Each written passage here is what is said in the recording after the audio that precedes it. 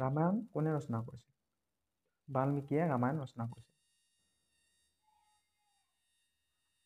পঞ্চতন্ত্ৰ ৰচনা কোনে ৰচনা কৰিছিল? বিষ্ণু শৰ্মা। নেক্সট, মহাভাৰত কোনে ৰচনা কৰিছিল? মহাকবি বেদব্যাসে মহাভাৰত ৰচনা কৰিছিল।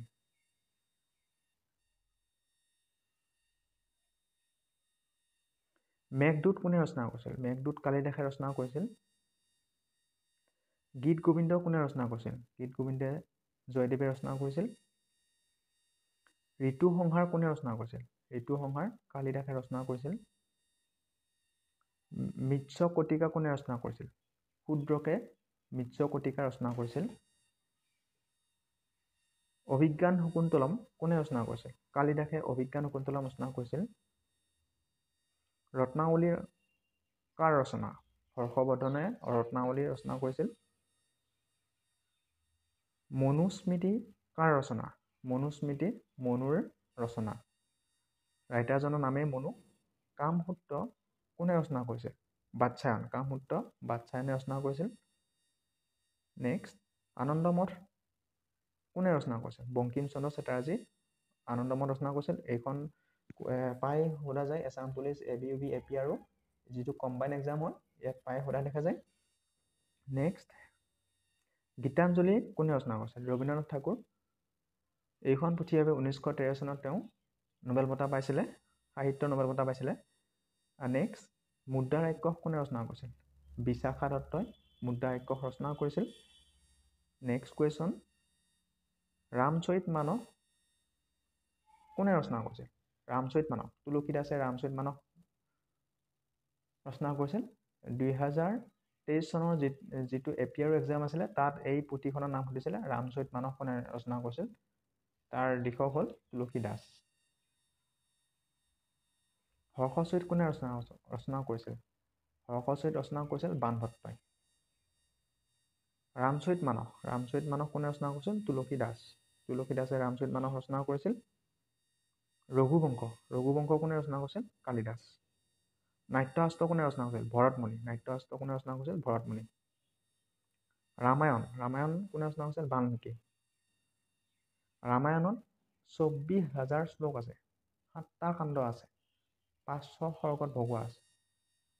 মহাভাৰত বেদব্যাস আমি সকলোৱে জানো। Discovery of India Jawaharlal Nehru. গীত গোবিন্দ জয়দেৱ। অভিযাত্ৰী কোনে ৰচনা কৰিছিল? নিৰুপমা বৰগোহাঁই। অলকানন্দা এই কিতাপ পুথিখনৰ নামো প্ৰায় এক্সামত সোধা দেখা যায়। অলকানন্দা নলিনীবালা দেৱী। আৰু সুধিব পাৰে অসম সাহিত্য সভাৰ প্ৰথম মহিলা সভানেত্ৰী কোন? নলিনীবালা দেৱী। 1954 চনত। আধা লেখা দস্তাবেজ মামণি ৰয়ছম গোস্বামী। অনন্য প্ৰান্তৰ কোনে ৰচনা কৰিছিল? মেদিনী চৌধুৰী। অহুই-আত্মাৰ কাহিনী চৈয়দ আব্দুল মালিক। এই পুথিখনৰ প্ৰায় এক্সামত অহা দেখা যায়। অন্তৰীপ ভৱেন্দ্ৰনাথ শইকীয়া। এই পুথিখনৰ লিখকজনৰ নাম প্ৰায় সোধা দেখা যায়। ইয়াৰিংগম বীৰেন্দ্ৰ কুমাৰ ভট্টাচাৰ্য। আৰু এই উপন্যাসখনৰ বাবে 1961 চনত তেওঁ সাহিত্য একাডেমী বঁটা লাভ পাইছিল। 1961 চনত। আৰু সুধিব পাৰে বীৰেন্দ্ৰ কুমাৰ ভট্টাচাৰ্যই কিমান চনত জ্ঞানপীঠ বঁটা লাভ কৰিছিল? জ্ঞানপীঠ বঁটা 1969 চনত তেওঁ জ্ঞানপীঠ বঁটা লাভ কৰিছিলে। আশীৰ্বাদৰ ৰং কোনে ৰচনা কৰিছিল? অৰুণ শৰ্মা। ককাদেউতাৰ হাড় নৱকান্ত বৰুৱা। এই পুথিখন লিখকজনৰ নাম আহিব পাৰে। কীৰ্তন ঘোষা শংকৰদেৱ। শ্ৰীমন্ত শংকৰদেৱে কীৰ্তন ঘোষা ৰচনা কৰিছিল। কথা গীতা কোনে ৰচনা কৰিছিল? ভক্তদেৱ। আত্মানুসন্ধান হোমেন বৰগোহাঁই। সুগন্ধি পখিলা হীৰেণ ভট্টাচাৰ্য। সুগন্ধি পখিলা কোনে ৰচনা কৰিছিল? হীৰেণ ভট্টাচাৰ্য।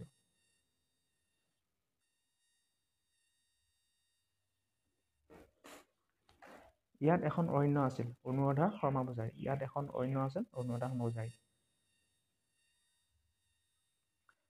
হালধীয়া চৰাই বাওধান খায় হোমেন বৰগোহাঁই।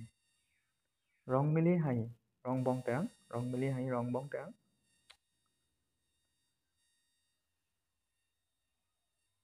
সাগৰ দেখিছা দেৱকান্ত বৰুৱা একমাত্ৰ কবিতা পুথি সাগৰ দেখিছা।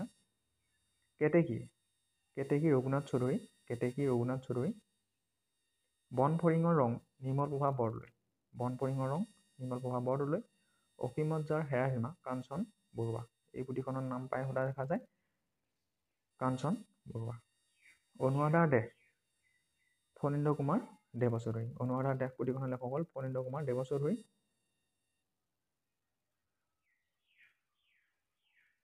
Thank you guys.